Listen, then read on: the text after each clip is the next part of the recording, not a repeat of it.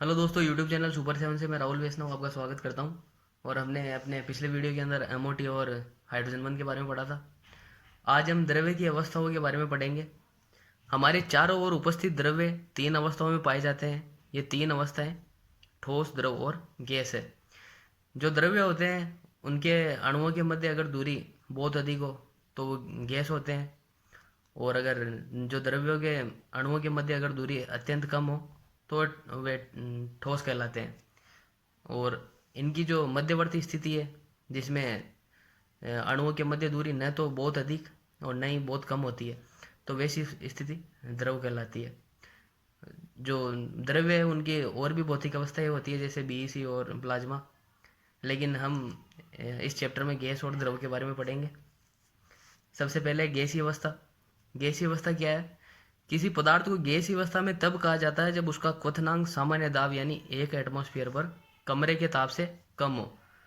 मतलब सामान्य दाब पर सामान्य दाब 1 एटमॉस्फेयर पर किसी जो पदार्थ है उसका क्वथनांक कमरे के ताप से अगर कम हो तो वह द्रव्य है गैसीय अवस्था में होगा। हमारे चारों ओर वायु है, इसलिए हम वायुमंडल में रहते हैं। पृथ्वी के चारों ओर वायुमंडल बहुत दूरी तक फैला है, परंतु हम वायुमंडल की सबसे निचली परत में रहते हैं जिसे हम ट्रोपोस्फियर कहते हैं, जो कि गुरुत्वीय बल द्वारा पृथ्वी से बंधी रहती है।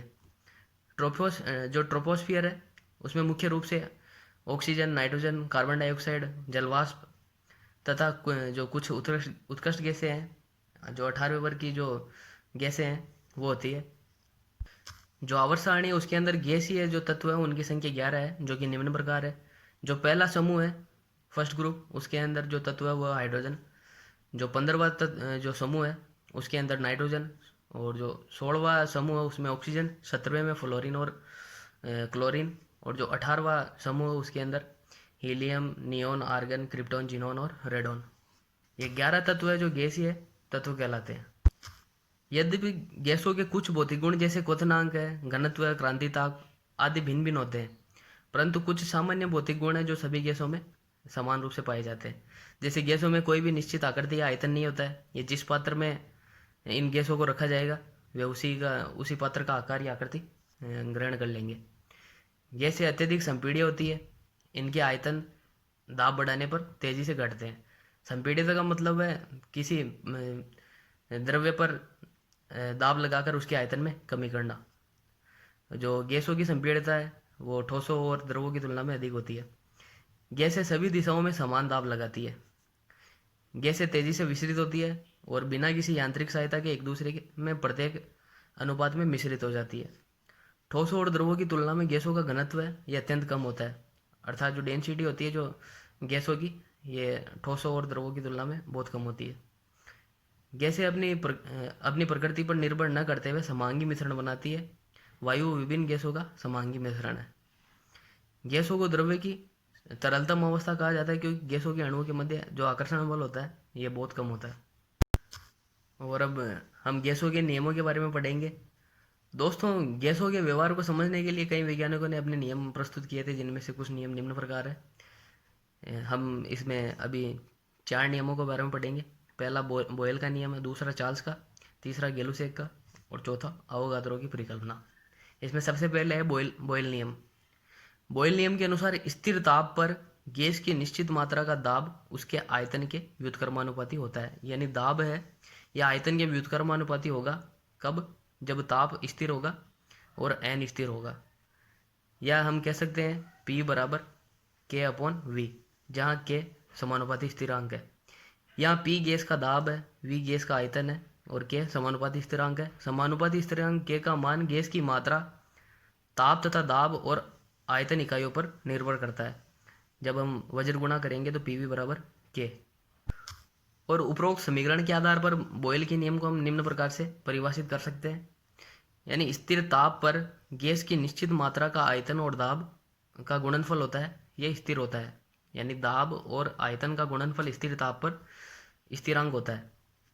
निश्चित मात्रा की गैस जिसका दाब P1 और आयतन V1 है को स्थिर ताप T पर आयतन V2 और दाब P2 पर प्रसारित किया जाता है। तो बॉयल के नियम के अनुसार जो P1 V1 है ये स्थिरांक के बराबर और जो P2 V2 है ये स्थिरांक के बराबर, यानी इन दोनों पक्षों को हम जब बराबर रखेंगे तो P1 अपॉन P2 बराबर V2 अपॉन V1। अब हम बॉयल के नियम का जो आरेखीय निरूपण है वो करेंगे और विभिन्न पदों के बारे में पढ़ेंगे। बॉयल के नियम के लिए सबसे पहले दाब आयतन आरेख के बारे में पढ़ेंगे। स्थिर ताप पर यदि गैस का आयतन V का x अक्ष पर और दाब P को y अक्ष पर लिया जाता है तो निम्न प्रकार से वक्र प्राप्त होता है। और ये स्थिर ताप पर लेते हैं तो इसे समतापी वक्र कहते हैं, जो कि निम्न प्रकार से प्राप्त होता है। हम देखते हैं कि स्थिर ताप पर बॉयल के नियमानुसार जो P है ये जो आयतन है उसके व्युत्क्रमानुपाती होता है। अतः जब हम दाब का मान बढ़ाएंगे तब आयतन का मान घटेगा, और जब आयतन का मान बढ़ेगा तो दाब का मान घटेगा। विभिन्न तापों पर यदि दाब आयतन वक्र खींचते हैं तो एक ही प्रकार के वक्र प्राप्त होते हैं, परंतु K का मान प्रत्येक वक्र के लिए पृथक पृथक है, क्योंकि जो K1 का मान है ये किसी गैस की निश्चित मात्रा के लिए केवल ताप के साथ परिवर्तित होता है। यानी जो ये वक्र है ये एक समान प्राप्त होंगे, लेकिन जो ताप है ताप का मान चेंज करने के कारण जो K का मान है वो भी बदलेगा। जो दूसरा आरेख है वह है P और 1/V के मध्य आरेख। यदि 1/V और P के मध्य ग्राफ खींचा जाता है तो एक सरल रेखा प्राप्त होती है जो कि मूल बिंदु से गुजरती है। ताप बढ़ने पर सरल रेखा दाब अक्ष की ओर बढ़ती हुई प्रतीत होती है, अर्थात 1/V अक्ष के साथ कोण बनाता है। जो दाब है ये 1/V के जो समानुपाती होता है, और विभिन्न तापों पर हम देखें तो ये निम्न प्रकार से प्राप्त होता है, और ये जो सरल रेखा है ये मूल बिंदु से गुजरती है। तीसरा आरेख है PV और P के मध्य आरेख। किसी गैस की निश्चित मात्रा के दाब और आयतन का गुणनफल PV, जिसे हम स्थिरांक K से प्रदर्शित करते हैं, तथा दाब P के मध्य आरेख खींचा जाता है तो दाब अक्ष के समांतर रेखा जो हमें प्राप्त होती है, जो कि PV की स्थिरता को दर्शाती है। जब हम PV यानी जो K है उसका P के साथ ग्राफ खींचते हैं तो एक जो P का जो अक्ष है उसके समांतर एक रेखा प्राप्त होती है। अब है गैस के घनत्व और दाब में संबंध। घनत्व क्या होता है? द्रव्यमान और आयतन का जो अनुपात होता है उसे हम घनत्व कहते हैं, यानी प्रति एकांक आयतन में द्रव्यमान को घनत्व से प्रदर्शित किया जाता है। माना कि एक निश्चित द्रव्यमान m की गैस T1 केल्विन ताप पर घनत्व D1 और आयतन V1 तथा T2 केल्विन ताप पर घनत्व D2 और आयतन V2 है। अतः D1 बराबर m/V1 तथा D2 बराबर m/V2, या हम इनसे लिख सकते हैं V1 बराबर m/D1 तथा V2 बराबर m/D2। यदि ताप T1 और T2 पर दाब क्रमशः P1 और P2 हो तो बॉयल के नियम अनुसार हम P1 V1 बराबर P2 V2 लिखते हैं, जिससे P1 इंटू V1 का मान m/D1 बराबर P इंटू V2 का मान m/D2। यहाँ से हमें जो m से m कैंसिल हो जाएगा और हमें मिलेगा P1 D2 बराबर P2 D1, या फिर हम इसे लिख सकते हैं P1/D1 बराबर P2/D2। और उपरोक्त समीकरण के अनुसार स्थिर ताप पर गैस के निश्चित द्रव्यमान का दाब उसके घनत्व के समानुपाती होता है, अथवा एक निश्चित द्रव्यमान की गैस के दाब और घनत्व का जो अनुपात है यह स्थिर होता है। गैसों के लिए जो दूसरा नियम है यह है चार्ल्स का नियम। इस नियम के अनुसार स्थिर दाब पर निश्चित द्रव्यमान वाली गैस के आयतन में ताप की प्रत्येक डिग्री में वृद्धि से उसके 0 डिग्री तापमान के आयतन की 1/273.15वें भाग की वृद्धि हो जाती है। यानी जब दाब का मान स्थिर हो तब निश्चित द्रव्यमान वाली जो गैस होगी उसके आयतन में जब हम प्रत्येक डिग्री वृद्धि करेंगे, जो ताप है उसमें प्रत्येक डिग्री वृद्धि करेंगे, तो उस गैस के 0 डिग्री ताप के जो आयतन है उसका 1/273.15वां भाग आयतन में वृद्धि होगा। यदि किसी गैस का 0 डिग्री सेंटीग्रेड पर आयतन V0 है तथा T डिग्री सेंटीग्रेड पर आयतन VT हो तो चार्ल्स के नियम के अनुसार VT बराबर V0 प्लस T/273.15 V0, या VT बराबर हम V0 कॉमन लेंगे तो 1 प्लस T/273.15 और VT बराबर V0 273.15 प्लस T/273.15। अगर इस सूत्र में हम ताप का मान -273.15 रखें तो VT बराबर V0 273.15 -273.15, यानी जो VT का मान है ये 0 प्राप्त होगा। जबकि अगर ताप का मान हम 273.15 प्लस रखें तो आयतन का मान V0 प्लस 273.15 अपॉन 273.15 V0 यानी कि 2V0 प्राप्त होगा। अर्थात प्लस 273.15 पर गैस का आयतन दोगुना हो जाता है और माइनस 273.15 पर गैस का आयतन है ये 0 हो जाता है, अर्थात गैस का अस्तित्व भी नहीं रहता है। अतः इस ताप पर पहुंचने से पहले ही जो गैस होती है द्रव अवस्था में आ जाती है। यहाँ हम ताप के एक नए तापक्रम को निर्धारित करते हैं, क्योंकि जो गैस का आयतन है ये शून्य नहीं हो सकता, इसलिए हम जो नया तापक्रम के लिए जो नया माप निर्धारित करेंगे वो निम्न प्रकार होगा कि टी बराबर 273.15 प्लस टी। जब अब 0 डिग्री सेंटीग्रेड पर T0 बराबर 273.15 होगा।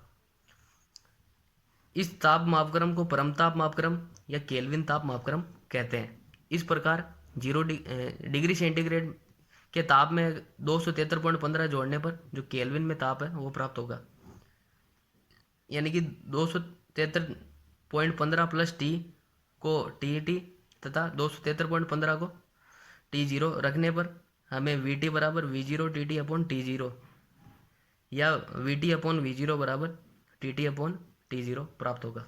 और सामान्य रूप पर हम इस समीकरण VT अपॉन V0 बराबर TT अपॉन T0 को हम निम्न प्रकार से लिख सकते हैं, V2 अपॉन V1 बराबर T2 अपॉन T1, और इससे हमें V1 अपॉन T1 बराबर V2 अपॉन T2 प्राप्त होगा। अतः हम कह सकते हैं कि जो V अपॉन T होता है ये एक स्थिरांक होता है जिसे हम K डैश से प्रदर्शित किया है। वज्र गुणा करने पर V बराबर K dash T। K dash का मान गैस की मात्रा, दाब और आयतन की इकाई पर निर्भर करता है। उपरोक्त समीकरण के आधार पर चार्ल्स नियम को निम्न प्रकार से लिखा जा सकता है। स्थिर दाब पर एक गैस की निश्चित मात्रा का आयतन उसके परम ताप के समानुपाती होता है। जब हम समानुपात जो चिन्ह उसको हटाएंगे तो समानुपाती स्थिरांक K डैश आ जाएगा। उपरोक्त समीकरण के अनुसार यदि ताप और आयतन में ग्राफ खींचा जाए तो एक सरल रेखा प्राप्त होती है, और इस रेखा को शून्य आयतन तक बढ़ाने पर यह ताप अक्ष जो ताप अक्ष है उस पर माइनस 273.15 डिग्री पर मिलती है, और दाब बढ़ाने पर एक सरल रेखा पुनः प्राप्त होती है जो कि माइनस 273.15 डिग्री पर मिलती है। अतः इस बिंदु पर गैस का आयतन है ये शून्य होता है, अर्थात इस ताप पर पहुंचने से पहले ही गैस जो द्रव अवस्था में पहुंच जाती है। जब हम ये ग्राफ देखते हैं तो इसमें जो स्थिर दाब पर जो एक निश्चित मात्रा का आयतन है ये परम ताप के समानुपाती होता है, अर्थात जब हम स्थिर जो दाब P1 है इस पर जब हम जो ताप के मान में कमी करेंगे तो आयतन में कमी होगी, और जब हम जो ये टेम्परेचर माइनस 273.15 डिग्री करते हैं तब जो आयतन है ये 0 हो जाता है, और जब हम दाब का मान P2 करते हैं जो कि P1 से अधिक है तब भी ये एक सरल रेखा ही प्राप्त होता है, और ये माइनस 273.15 डिग्री पर प्राप्त होता है। ये बिंदु इस अक्ष पर मिलता है, और यहाँ पर जो गैस का आयतन है ये 0 प्राप्त होता है, लेकिन इस बिंदु पर पहुँचने से पहले ही जो गैस होती है द्रवावस्था में परिवर्तित हो जाती है। अतः हम कह सकते हैं कि वह न्यूनतम काल्पनिक ताप जिस पर गैस शून्य आयतन घेरती है परम शून्य ताप कहलाता है। गणनाओं में परम शून्य ताप को माइनस 273 डिग्री सेंटीग्रेड लिया जाता है। जैसे हम उदाहरण के लिए कह सकते हैं 25 डिग्री सेंटीग्रेड बराबर, अगर हम इसको केल्विन में चेंज करेंगे तो 273 प्लस 25 यानी 298 केल्विन लेते हैं। तीसरा नियम है गैलुसे का नियम। यह नियम स्थिर आयतन पर गैस के दाब और ताप के मध्य गणितीय संबंध को दर्शाता है, और इस नियम के अनुसार स्थिर आयतन पर किसी निश्चित मात्रा वाली गैस का दाब उसके ताप के समानुपाती होता है। यानी अगर हम आयतन को स्थिर कर दें तो जो निश्चित मात्रा वाली गैस का जो दाब है उसका वो उसके ताप के समानुपाती होगी, यानी P बराबर K डबल डैश T। यहाँ पे P अपॉन T है ये एक स्थिरांक K डबल डैश प्राप्त होगा। यदि T1 ताप पर निश्चित द्रव्यमान की गैस का दाब P1 तथा T2 ताप पर गैस का जो दाब है ये अगर P2 हो तो आयतन स्थिर रखा जाए तो P1 अपॉन T1 बराबर P2 अपॉन T2 या फिर T1 अपॉन T2 बराबर P1 अपॉन P2 प्राप्त होगा। अब जो गैलुसे का नियम है इसका हम आलेख की निरूपण करेंगे तो स्थिर मोलर आयतन पर दाब और ताप के मध्य आरेख एक सरल रेखा प्राप्त होता है जो मूल बिंदु से गुजरता है, और स्थिर आयतन होने के कारण इस रेखा को हम समायतनी कहते हैं। जब स्थिर आयतन का मान V1 हो तब जब हम दाब और ताप में ग्राफ खींचें तो ये एक मूल बिंदु से गुजरेगा। जब आयतन को हम स्थिर V2 कर दें, यानी स्थिर जो आयतन है उसका मान अगर V2 हो, तब भी ये मूल बिंदु से गुजरेगा और एक सरल रेखा प्राप्त होगी। और इसी प्रकार जब V3 आयतन होगा, स्थिर आयतन, तब जो सरल रेखा ये भी मूल बिंदु से गुजरेगी। अर्थात हम कह सकते हैं कि स्थिर आयतन पर जो दाब होता है निश्चित मात्रा के लिए, गैस का दाब है, ये इसके ताप के समानुपाती होता है। गैसों के लिए चौथा नियम है अवोगाद्रो परिकल्पना। इस नियम के अनुसार ताप और दाब की समान परिस्थितियों में समान आयतन की विभिन्न गैसों में उनके अणुओं की संख्या भी समान होती है। यानी अगर किन्हीं दो गैसों के लिए ताप और दाब समान है, तो समान आयतन के अंदर जो दोनों गैसों द्वारा जो घेरा गया अणुओं की संख्या है, ये भी उस आयतन में समान होगी। अर्थात जब ताप और दाब स्थिर होता है, तब गैस का आयतन उसके अणुओं की संख्या या गैस की मात्रा पर निर्भर करता है। गैस की मात्रा को हम मोल से व्यक्त करते हैं। अवोगाद्रो नियम को गणितीय रूप में निम्न प्रकार से लिख सकते हैं। जो आयतन है यह समानुपाती n होता है, जहाँ v बराबर गैस का आयतन है और n गैस में मोलों की संख्या है, यानी v बराबर kn। k यहाँ पर ये जो समानुपाती स्थिरांक है। एक मोल गैस में अणुओं की संख्या को अवोगाद्रो संख्या Na से प्रदर्शित करते हैं, और इस अवोगाद्रो संख्या का मान है ये 6.022 इंटू 10⁻23 होता है। अवोगाद्रो नियम को हम निम्न प्रकार से व्यक्त कर सकते हैं, यानी समान द्रव्यमान वाली गैसें समान ताप और समान दाब पर समान आयतन ग्रहण करती है। या फिर हम यह भी कह सकते हैं समान ताप और दाब की अवस्था में समान आयतन की गैसों में मोलों की संख्या भी समान होती है।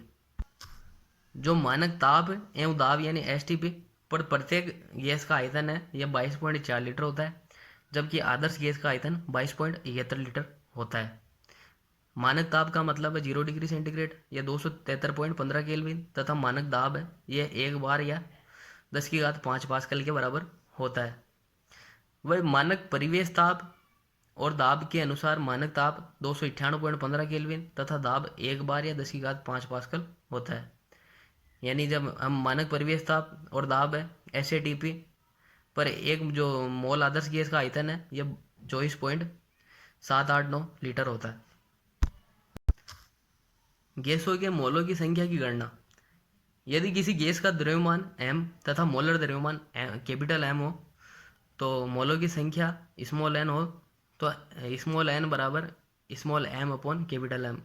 यानी जो मोलों की संख्या है ये गैस के द्रव्यमान अपॉन गैस के मोलर द्रव्यमान के अनुपात के बराबर होती है, तथा V बराबर Kn जो अवोगाद्रो का नियम है उसके अनुसार। तो V बराबर K n की जगह हम m upon small m upon capital M प्रतिस्थापित करेंगे, तो कैपिटल M बराबर K small m upon V होगा।